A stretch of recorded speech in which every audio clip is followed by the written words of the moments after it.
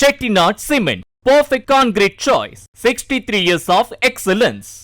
அதிமுக கூட்டணியில் 50 தொகுதிகளில் போட்டியிட முடிவு செய்திருக்கும் பாஜக எந்தெந்த தொகுதிகளில் பாஜகவுக்கு வெற்றி வாய்ப்பு இருக்கும் என்ற சர்வே டேட்டாவுடன் தொகுதி பங்கீடு பேச்சுவார்த்தையை தொடங்க முடிவு செய்திருப்பதாக கமலாலய வட்டாரத்தில் இருந்து தகவல் கசிந்துள்ளது. 20 எம்எல்ஏக்கள் டார்கெட் என்ற இலக்குடன் களமிறங்கும் பாஜகவின் 2026 தேர்தல் சீக்ரெட் என்ன என்பது குறித்து விவரிக்கிறது இந்த செய்தி தொகுப்பு. தமிழ்நாட்டில் தேர்தலுக்கு இன்னும் 4-5 மாதங்களே இருக்கும் நிலையில் தொகுதி பங்கீடு பேச்சுவார்த்தையும் வேகம் எடுத்திருக்கும் சூழலில் அதிமுக பாஜக கூட்டணியிலும் முக்கியமான நகர்வுகள் தென்படத் தொடங்கியுள்ளன. பீகார் தேர்தலில் வெற்றி பெற்ற கையோடு தமிழ்நாட்டை குறிவைத்து தேர்தல் பணிகளில் இறங்கி இருக்கிறது பாஜக. ஏற்கனவே அதிமுகவுடன் கூட்டணியை உறுதி செய்துவிட்ட பாஜக 20 எம்எல்ஏக்கள் டார்கெட் என்ற இலக்குடன் 2026 தேர்தலை எதிர்கொள்ள அமித்ஷா வியூகம் வகுத்திருப்பதாக சொல்கிறார்கள்.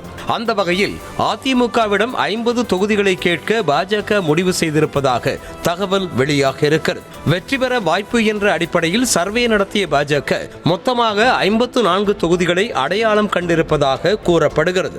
கடந்த மக்களவை தேர்தலில் பாஜகவிற்கு கிடைத்த வாக்குகளை அடிப்படையாக வைத்து இந்த 54 தொகுதிகளை கொண்ட பட்டியலை பாஜக தயார் செய்திருக்கிறது.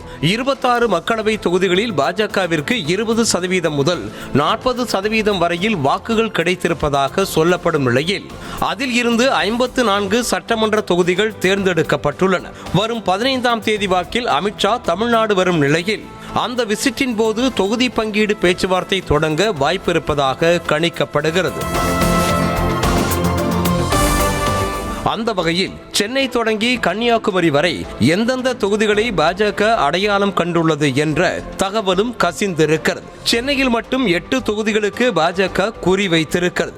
மத்திய சென்னையில் எழும்பூர் துறைமுகம் 1000 விளக்கு, வட சென்னையில் முதலமைச்சர் மு.க. ஸ்டாலினின் தொகுதியான கொளத்தூர், தென் சென்னையில் மயிலாப்பூர், தியாகராய நகர், வேளச்சேரி, விருகம்பாக்கம் ஆகிய தொகுதிகளை கேட்க முடிவு செய்திருப்பதாக கூறப்படுகிறது. கோவையை பொறுத்தவரையில் கடந்த முறை பாஜகவிற்கு வெற்றியை கொடுத்த கோவை தெற்கு, கவுண்டம்பாளையம், பல்லடம், சிங்காநல்லூர், சூலூர் ஆகிய 5 தொகுதிகளை கேட்கலாம் என கருதப்படுகிறது.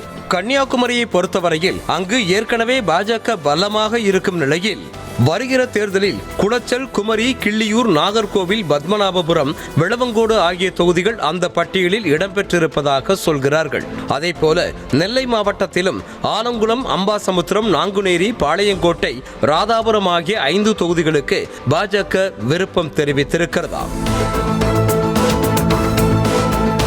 வட மாவட்டம், மேற்கு மாவட்டம், தென் மாவட்டங்களில் பரவலாக முக்கிய தொகுதிகளை பட்டியலில் வைத்திருக்கும் பாஜக டெல்டா மாவட்டங்களில் இருந்து எந்த தொகுதியையும் தேர்ந்தெடுக்கவில்லை என்பதை கவனத்தில் எடுக்க வேண்டியிருக்கிறது. சென்னையில் மட்டும் 8 தொகுதிகளை குறிவைத்து பாஜக காய் நகர்த்தி வருவது அதிமுகவிற்கு அதிர்ச்சியான விஷயமாக பார்க்கப்படுகிறது.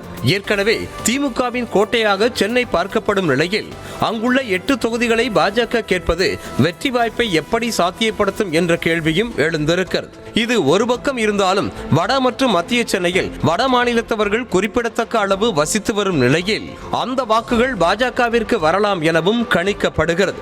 இதுபோக தென் சென்னையில் பாஜகவின் ஆதரவு வாக்கு வங்கியாக பார்க்கப்படும் குறிப்பிட்ட சமூகத்தினர் அதிக அளவில் வசித்து வருவதும் அந்த கட்சிக்கு பலமான விஷயமாக பார்க்கப்படுகிறது. அதே போல கொங்கு மண்டலத்திலும் கிணத்துக்கடவு, வால்பாறை, ராசிபுரம், குன்னூர், மேட்டுப்பாளையம், கோவை தெற்கு, பல்லடம், சிங்காநல்லூர், கவுண்டம்பாளையம், சூலூர், பவானி ஆகிய தொகுதிகளை பாஜக கேட்கும் முடிவில் இருப்பதாக கூறப்படுகிறது. கொங்கு மண்டலம் அதிமுகவின் கோட்டையாக இருந்தாலும் சமீப காலமாக பாஜகவும் அங்கு வேகமாக காலூன்றி வருகிறது. இந்து முன்னணி போன்ற பாஜகவின் கிளை அமைப்பினர் வலுவாக இருப்பதால் அதை வைத்து வெற்றியை சாத்தியப்படுத்தலாம் என்பது பாஜகவின் யோசனையாக இருக்கிறது. இது ஒரு பக்கம் இருந்தாலும் அதிமுக எளிதாக வெற்றி பெறும் தொகுதிகளை பாஜகவிற்கு விட்டுக் கொடுக்குமா என்பது சந்தேகம்தான். ஆகையால் கொங்கு மண்டலத்தில் அதிமுகவிற்கும் பாஜகவிற்கும் இடையே தொகுதி பங்கீடு சுமூகமாக முடியுமா என்ற கேள்வியும் எழுந்திருக்கிறது. கடந்த முறை பாஜகவிற்கு 20 தொகுதிகள் ஒதுக்கப்பட்ட நிலையில் 4 மட்டுமே வெற்றி பெற்றது என்பதால் இந்த முறை அதிக தொகுதிகளை ஒதுக்க அதிமுக தயக்கம் காட்டுவதாக கூறப்படுகிறது. இன்னொரு பக்கம் வரும் 2026 தேர்தல் அதிமுகவிற்கு மிக முக்கியமான தேர்தலாக பார்க்கப்படுகிறது. தேர்தலில் வெற்றி பெற்றாக வேண்டிய கட்டாயத்தில் இருக்கிறது. ஆகையால் பெரும்பான்மைக்கு தேவையான இடங்களை விட கூடுதல் தொகுதிகளில் போட்டியிட அதிமுகவும் விரும்பும் என்பதால் பாஜக கேட்கும் தொகுதிகளை அப்படியே தூக்கி கொடுக்க வாய்ப்பில்லை என சொல்லப்படுகிறது. தமிழகத்தில் தேசிய ஜனநாயக கூட்டணிக்கு தலைமையாக அதிமுக தான் இருந்து வரும் நிலையில் பாஜக கேட்கும் தொகுதிகளை அப்படியே கொடுக்க வாய்ப்பில்லை என்றாலும் அதிகபட்சம் 30 தொகுதிகளை பாஜகவிற்கு அதிமுக ஒதுக்கலாம் என்றும் எம்ஜிஆர் மாளிகை வட்டாரத்தில் தெரிவிக்கப்படுகிறது.